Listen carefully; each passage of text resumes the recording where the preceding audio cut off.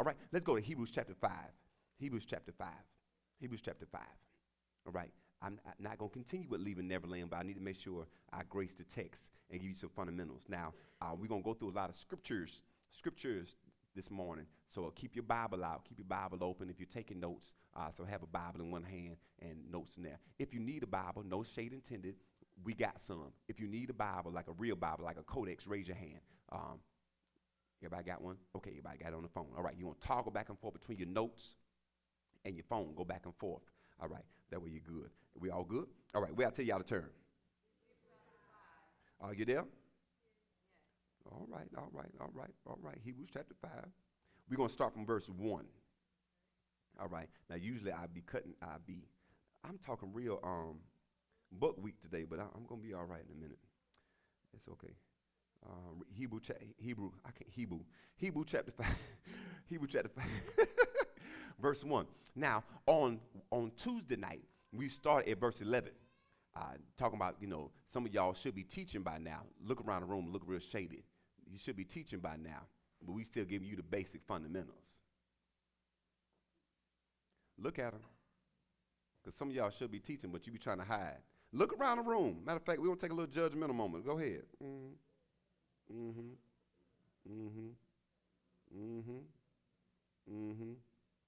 Don't you anybody got people in your life that everything turns into a sermon, and you're like, why don't you just preach? Oh, no, not me, child. I'm just telling you, like, how many raise your hand, like everything turns into like a whole sermon. Like they got about 5 scriptures. Now, if you tell them go teach Bible study somewhere, they're like, oh, no, I'm not called to do that. Then why you learn all them scriptures?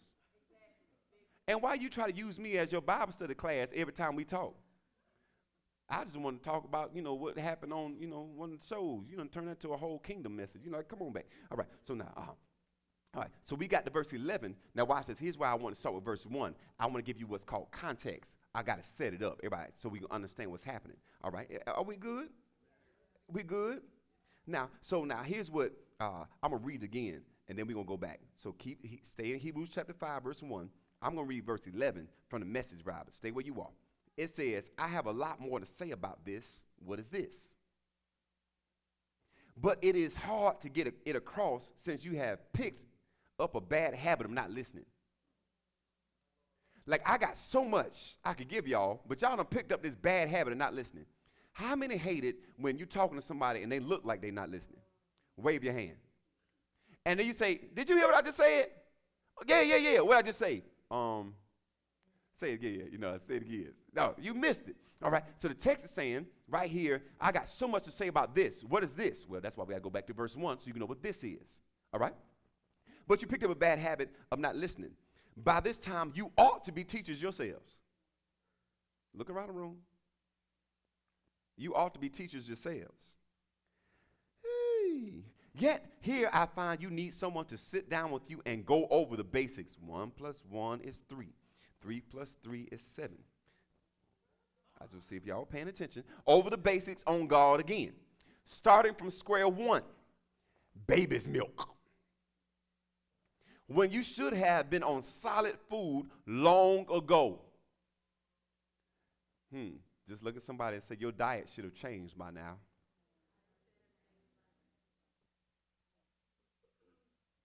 How many have ever had a fine meal, like one of those 5-course meals? Raise your hand. All right. If you haven't, treat yourself. If you've never been to Ruth Chris, just treat yourself. Or get somebody else to treat you. It's a different experience. I can't hear nobody up in here. It's different than going to Longhorns, and it's different than getting a steak from Waffle House. It's just different. I can't explain to you. It's just all my people that know what I'm talking about. Just say something back so I don't feel like I'm by myself. It's different when they only got like 2 numbers on the side, like 15, and that's just the appetizer. It's a different. I can't hit it. You know what I'm saying? Like you just. And the 2 numbers represent how much it costs, but you can't like it's. All my cultured people say something, so, say something back to me. Now watch this. Also, how many have ever changed your diet, like started eating healthier? Raise your hand. April, keep your hand down. All right, so now, all right, so when you ever change your diet, some of your old fast food ways either make you sick or you be like, Like, I really don't like cookout. I know. I know. I know. Yeah. Yeah. If a whole plate costs $3 and you got like, it's just your palate changes. I'm trying to get us to grow up to where our palate changes. Because if I can get your palate to change, I can get your system to change. If I can get your system to change, I can get your life. I'm trying to help somebody up in here.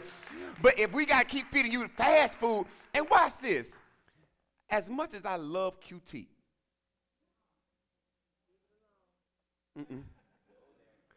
as much as I love QT, I love the gas prices. I love the bathrooms. Because if you ever on a long road trip, if you find a QT, you know you're good. Now, if you find a Texaco, you're in trouble. Y'all know I'm going to leave it right there. Walk in be like, no, close the door. Right, so now watch this. You can't live, that's bad grammar, you can't live off every day eating from QT and expect to be healthy. It's called convenience food. The problem with some of us is that we love convenience food, but never know what to put the work in to get a better diet. I can't hear nobody up in here. And when you get bad results because you're not living a certain way, you got to go back and how am I eating? Because how you eat is going to affect how you, am I making sense to anybody? So we got to get us off of this little baby milky diet.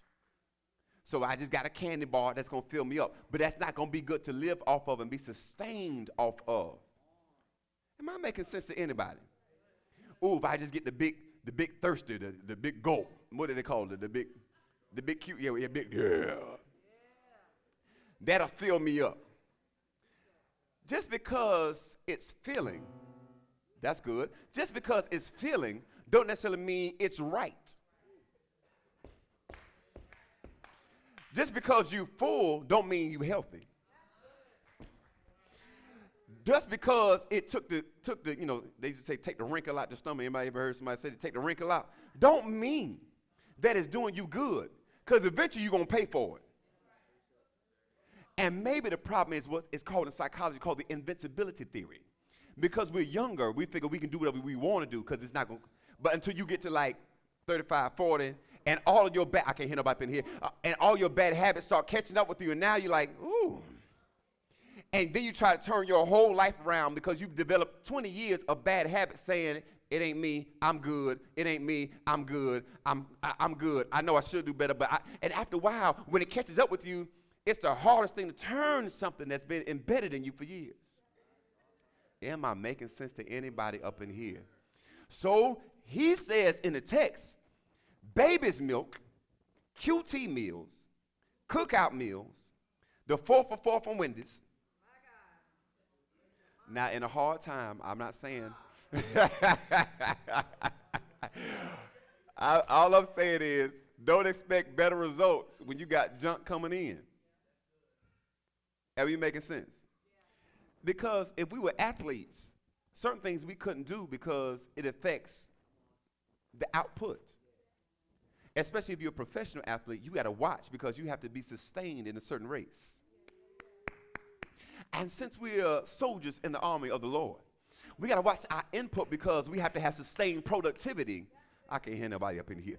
All right, so now baby's milk, when you should have been on solid food long ago. Milk is for beginners. I wish I would see one of y'all grown folk walking here with a bottle in your mouth. Talking about, what up, real?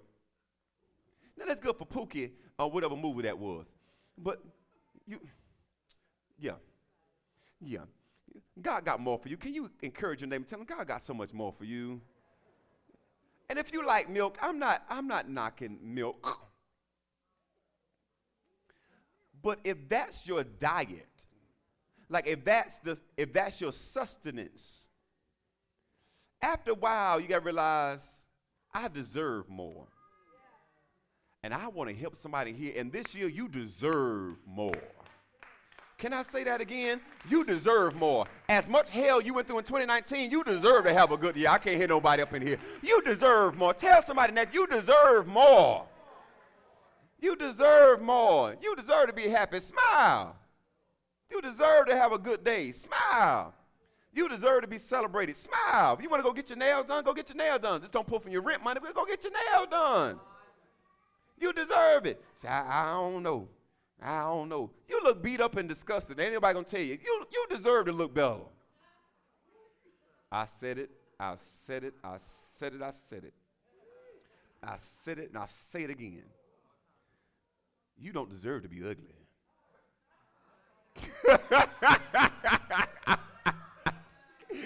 You don't. Give us some hearts on the screen. You don't deserve to be ugly. UGLY. You got to love yourself. You don't deserve to be ugly. Now, y'all, you caught it. I'm being comical, but I'm being for real. Sometimes life can have you looking like you don't even know how you look. I hope I made sense. Sometimes you can be in survival mode and just try and do the best you can and don't realize your whole life, your whole vitality is faded away. And it's not until somebody says, hey, you okay? No, I'm fine. You sure? I'm fine. And this is when people start saying this, you just look a little tired. They're pretty much saying you let yourself go. But you deserve to look better.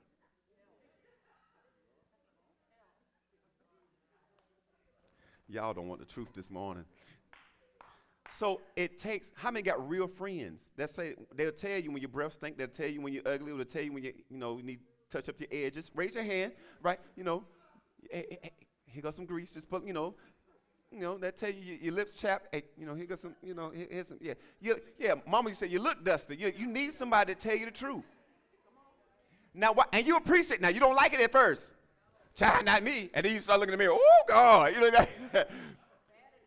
I come to tell us that maybe we're getting too dusty spiritually. And if I don't tell us, who gonna tell you?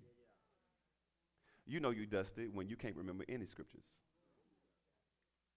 You know you dusty when you can't even remember if Hezekiah is a book of the Bible or not. See how I got y'all? Hezekiah, where's that in the Old Testament or the New Testament? You know you're dusty when your prayer life is dusty, when your worship life is dusty, when you're becoming more calm. And watch this. Everybody got a dusty season every once in a while because we all are dealing with life. I need some real folk in the room. And that's when sometimes you just need somebody to walk beside you and say, come on, I'm going to get your hair done. Come on, I'm going to buy you some new Mac. Come on, let's go out. Come on. Now, y'all laughing because you're like, somebody going to buy me some Mac? Oh, my God. Right. If you want, sometimes you need somebody to love you and carry you through. Am I making sense to anybody in here? And that's why we need community. But if we got a community of dusty people, like we're a leper colony. We're everybody, leper colony. So when you had leprosy, you couldn't be inside the city, so you had to be outside the city. So everybody had the same disease was outside the city. The help was inside the city, but your disease on the outside of the city. So you can't get to the help because you don't belong in them. And what I don't need is a leper community inside the community. I need it on the outside, but we need to be able to take the healing that we have on the inside and be like Jesus and go touch. I can't hear nobody up in here. So that's why we need community to help and love each other through. And when you falling off, come on back. When you're not acting right, come on back. When you're a little snarkier than you used to be. And watch this. Sometimes when you're nasty, you don't realize you're nasty until somebody tell you that you're nasty. Y'all got real quiet then. Milk is for the beginners, inexperienced in God's ways. Solid food is for the mature. Somebody say the mature. Who have some practice in telling right from wrong. That's where we were trying to get to.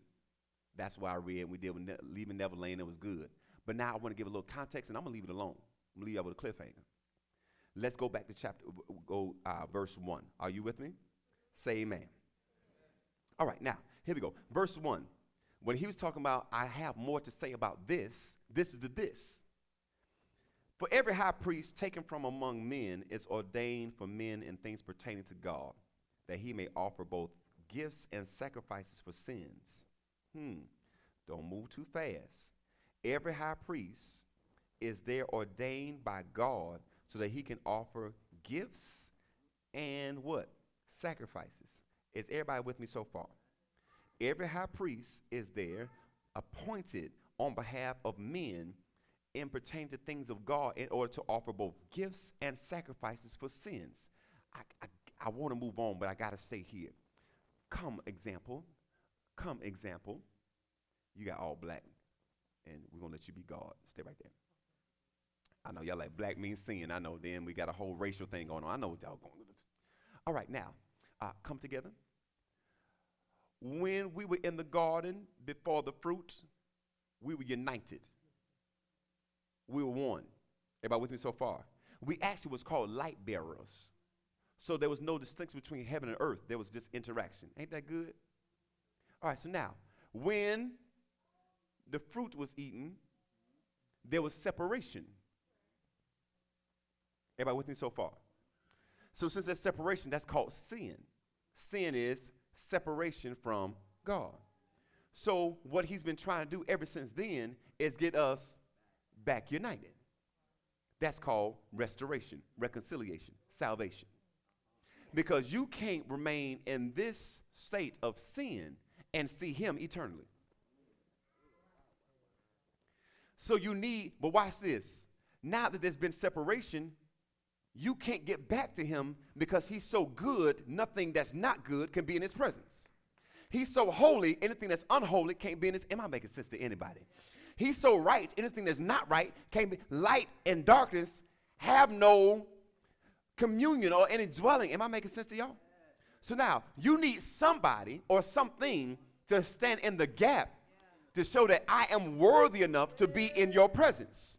The reason we need a priest is because a priest got to sacrifice something that's going to cause blood so that when he sees you, he don't see your sin, but he sees the blood. And with the shedding out, without the shedding of blood, there is no remission of sin. Am I making sense to anybody in here? So now, before we had priests, we were just stuck in our stuff. Is there anybody in the room? I need one volunteer that would love to be stuck with your stuff. I just need one. One volunteer. Stuck with all the penalties of your thoughts. Come on, I just need one. Stuck with all the penalty of your past errors. I just need one. Stuck with all the stuff we say, we shouldn't have said, but we still said it. And then, like, I said it, now what? All that. And I just need one volunteer. How many need all that stuff to be eradicated? Like, don't even bring that up again. Raise your hand. I just need it right. So now, what he's saying is, every high priest was selected. In other words, they didn't select themselves because now their role is to stand proxy. So even the garments of the priests were important because you had to be clean to put the garments on, but the garments made you clean before God. Eesh. You had to be clean to put the garments on, but the garments made you clean before God. So without the garments, whether you clean or not, he going to kill you because the garments is what sanctifies you in his presence. That's why we need to take off the spirit of heaviness and put on the garments of praise. Because he says, I want to see your stuff. I want to see something that resembles what my first idea. I don't want to see you. I want to see something that resembles what I made. In other words, there has to be something that says, you are now not in that condition anymore. Is there anybody? Now unto him who's able to keep you from falling. And watch this, present you. We all got faults, so how can we be presented with exceeding joy? He says, I don't see you, I see the blood. So now, come. And because now we're in God's presence, why? Because we have something that's covering us. So when he looks at you, he don't see sin, he sees the blood. And when he sees the blood, he sees righteous. When he sees the blood, he sees delivered. When he sees the blood, he sees clean. When he sees the blood, he sees, wow, you're faultless. Am I making sense to anybody here? So you need, before Christ, they needed a high priest. But now that we have Christ, who is now our high priest, we have access that always says, I don't have to go through a man because a man's already done the job. I don't have to go through some priest once a year on the Day of Atonement because somebody's already paid it. So what he did on one day atones for me the whole, I can't hear nobody. It atones for me now. So now, no matter how many times I mess up, all I got to do is get back behind the blood. Take myself and attach it back to the cross. What can wash away my sins? Nothing but what can make me whole again? Not me. That's why my righteousness is filthy rags, but his righteousness. That's why I always got to look to God, Christ, who's the author and is there anybody? The author and the finisher of my faith. He is my everlasting hope. He is my hope of glory. He is my eternal reward. He is my example. He's my paraclete, and he walks with me and talks with me and tells me. And without him, I am nothing. I need everybody to give your God a praise right there.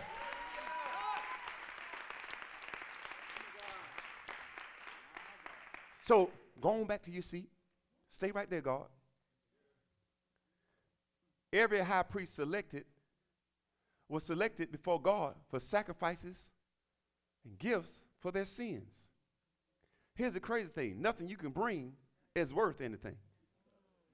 Oh, I want to just dance. Nothing you own is good enough. Nothing you have in your possession is good enough. You can't offer God your car. You ain't even yours no way. You still paying the car note. Can't offer your keys to your apartment. It ain't yours no way. If you got a house, you still paying a mortgage. Here go a garment. That ain't worth nothing. What can you offer to a God that's so holy? What can you offer to a God? He says there's nothing you can bring. That's why I got to be the ultimate sacrifice. To where if you just bring me to me, I feel like dancing. I say if you bring me to me, I got to honor me because I see me. Don't bring you, bring me. Tell your neighbor, bring Jesus to bring. Hey. You need to bring Jesus because that's your only now. Go to the next verse, Reverend. Thank you. You may be seated. You've been a great representation of God. And the crazy thing is, I let him represent God, but he's not God. But I deemed him to represent God. Y'all missed what I just told y'all. I said, he's not God, but I deemed him to represent God. And since I deemed him to represent God, you respected him as being the God in that situation. Hey! So since I selected him, that's how the same thing, since I selected him to represent something, what he wasn't, he became because he was y'all miss. I'm going to say it again. He wasn't, but when I selected him, he became. He wasn't, but when I ordained him, he became. When I chose him, he became. He was nothing except a member over there, but when I chose him to represent somebody, you ought to give God praise for the fact that he chose you when I was nothing. I was a mess, but he chose me. I was lost, but he chose me. I was sick, but he chose me. I was in despair, but he chose me. I was down, but he chose me. I was down. Wait, is there anybody got? He chose me. Open your mouth and give God praise right there, right there. Whee. I'm trying to get to this, but I got to get past this right here. Because when I think about his grace, it's overwhelming. His reckless love is overwhelming. I was nothing, but he said, I see something. Is there anybody else in here? I knew I was nothing, but he saw something greater in me. Should be able to deal gently with their failings since he knows what it's like from his own experiences. What that means in another version, it says, you know how to deal gently with those who don't know any better because you realize he dealt gently with me. I can show grace because I've received grace. Y'all quiet on this side. I can show mercy because I received mercy. I can show love because when I was unlovable, he reminded me that he had his arms around me. When I felt unredeemable, he says, I still see value in that and pulled something out of me. I was a damaged good, but he brought out something on the inside. And maybe what I was, is there anybody else in here glad? So seeing that, now you're able to help somebody else. Tell somebody you got to help somebody else. Go to my next verse. But also means that he has to offer sacrifices for his own sins as well as the people's. So this high priest is selected and chosen, but also watch this. He got to offer sacrifices for you, but also for himself. Except for the grace of God, there go I. So I only got to preach to you. I got to preach to me. And if you ever preach a sermon to somebody that has a whole word for somebody, and then 24 hours, 24 minutes later, you got to live that same sermon. Anybody else? You get somebody a point of advice, and it comes slap back in your face, and you're like, So we all, I know I'm up here. This is my role and assignment in this season. But we all have to be accountable and say, realize, though I'm looking out for others, I got to make sure that my soul's not lost. I can't hear nobody up in here. So now go to the next verse. Go to the next verse. No one elects him.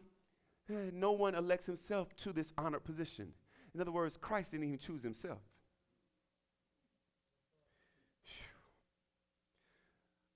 Can I say that to y'all again? That's what the text says.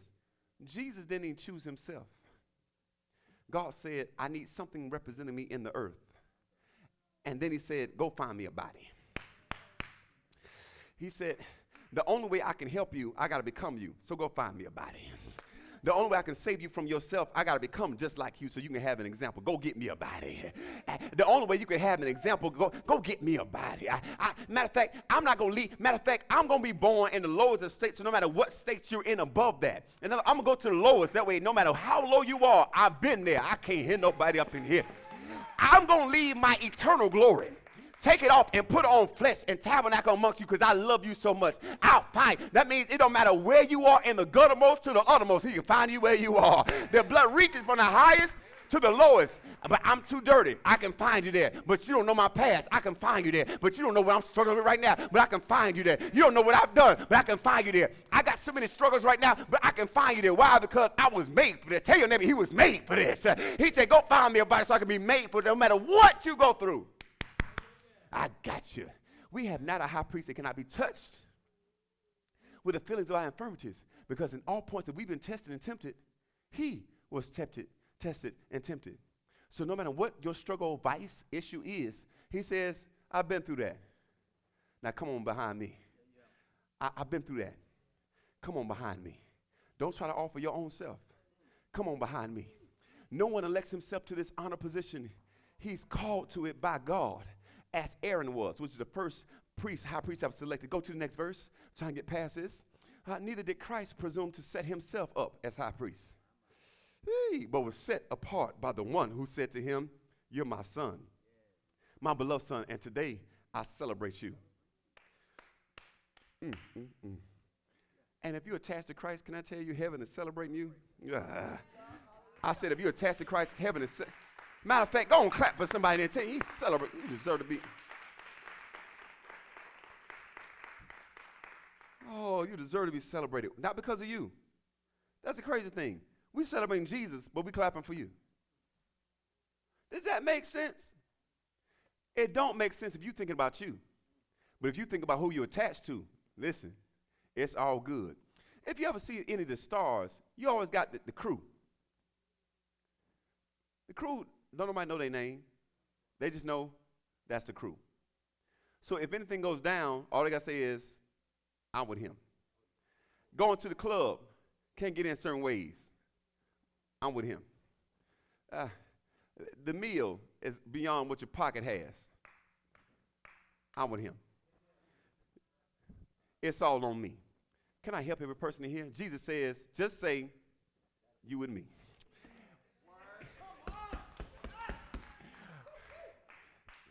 You got some stuff you can't pay for. I'm on his tab. You got some error you can't take care of. He welcomes it. Some of us would be ashamed, like, no, you paid last time. He says, I gave you a blank check. Put it all on. I can't hear nobody up in here. Put it all on me. You got some struggle, whatever your struggle is, put it all. I'll pay the tab. I wish some of y'all free folk would get excited. In other words, come to the buffet, eat whatever you want, and just say, why? Because I'm with him. I wish I had some people get excited. My whole debt is paid because I'm with him. If you change your company, your bill will change. I said, if you change your company, your bill will change. Clap your hands if you're excited. He get. I still ain't got to this. Here's to this. And I'm going to leave you with a cliffhanger. I'm going to just end. In another place, God declares you are a priest forever in the royal order of Melchizedek. You say Melchizedek. Melchizedek. Who is he? And why is he in this text? That's the this. He says, the writer says in verse 11, I have so much more to tell you about this, but I can't because your palate ain't right. there's so much revelation in this, but I can't get to this because you still want milk. You still want basics. You still trying to figure out how to live right, walk right, talk right. There's so much more to God.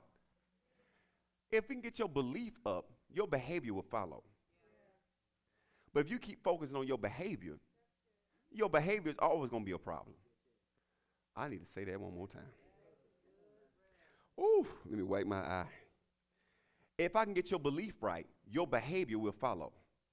The only reason any of y'all acting right now is because you changed your belief.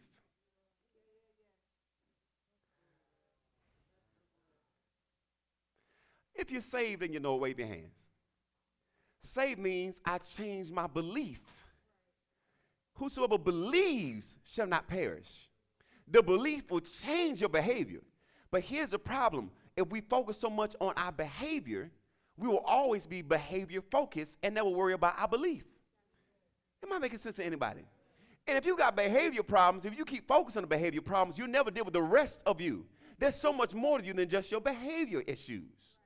But the enemy's got us so focused on, you mess up again. You ain't thinking right. Look at you. You're ugly. Look at you. You ain't doing right. Look at you. You're fearful again. Look at you. You done messed up again. Look at you. No, don't look at me, because I'm in him. And if I focus on him, I won't focus on me. If I focus on him, me ain't even the issue, because that's his problem, because he brought me along for the ride. If I focus on him, he's got to do all the work, because I can't do the work, because I tried to do the work and it didn't work out. I wish I had some. So if I just focus on him, it's got to work out. So all I'm saying is right now, take your focus off of you and focus on him. Deal? So in the royal order of Melchizedek, Melchizedek is actually a king and a priest. Come on Wednesday, I'm going to lay it out. Don't miss it Wednesday. He's a king and a priest who Abraham tithed to after a victory. The issue with Melchizedek is that we're talking about a high priest. A high priest comes from the tribe of Levi. That's where all the priests come from. But then the kings come from Judah. Those tribes don't mix. So how can you be priest and king? That don't add up, because that ain't how the order's supposed to go. But not realizing that before there was an Aaron, there was a Melchizedek. I'm trying to work, Moses. I'm trying. But because the milk people looking at me like they don't know what I'm talking about. Where the Gerber at? We ain't serving Gerber. I moved past that. I got to get the folk that want some meat. I got to give you a little meat. Now, if you want me to chew it up and make it all fine and then put it in, that's how Mama used to do when you couldn't handle no table food. Stay with me. So he's a king and a priest. He's also the king and priest of Salem, which means peace, which eventually will be Yaru-Salem, or the house of peace. Are you with me so far? All my milk people just going to doze off. I ain't going to look at y'all. Matter of fact, take my glass off so I can't see nobody. He's the king and the high priest of a place called peace. He's the king and the high priest of a place called peace. So everybody in peace has a king and a priest. Everybody in peace has already got their king issues resolved and their sin issues resolved, because those are two different things. King represents government. Priest represents your spiritual. So that means I will let you be in health, even as your soul, health and wealth, even as your. So in other words, every part of you is covered for every person that's in peace.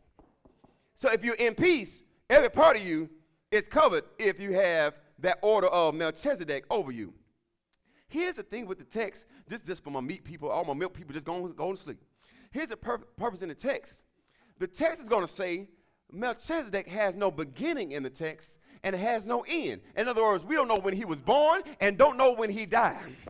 And any high priest, you have to know when they end, so you can have the next order or the next high priest follow them. So if you have somebody that has no beginning and no end, and they are the king and the priest, that means their reign and their priesthood never end. Y'all missed it. So if you have that going on in the text, that means when did he end? That means it still must be ruling right now. In other words, if I'm in that peace, that means my peace is never ending because that dynasty never ends. And if that ruling dynasty never ends, that means as long as I'm in a place of peace, it'll never, I wish I had somebody, it'll never end. I need Melchizedek. So now that's our example on the earth. Well, who in the world could come and be a king that we don't know? Well, we kind of know when he was born here, but that's not the beginning of God. If he's Alpha and Omega, that means I don't know God's birthday and I don't know his death date because he's infinite. In other words, he's ever reigning. All my responsibility to do is get inside of his kingdom, which is called Salem, which is called peace, and that means it's all covered. Is there anybody understanding what I'm saying? And I have more to say about this, but y'all have a bad habit of listening.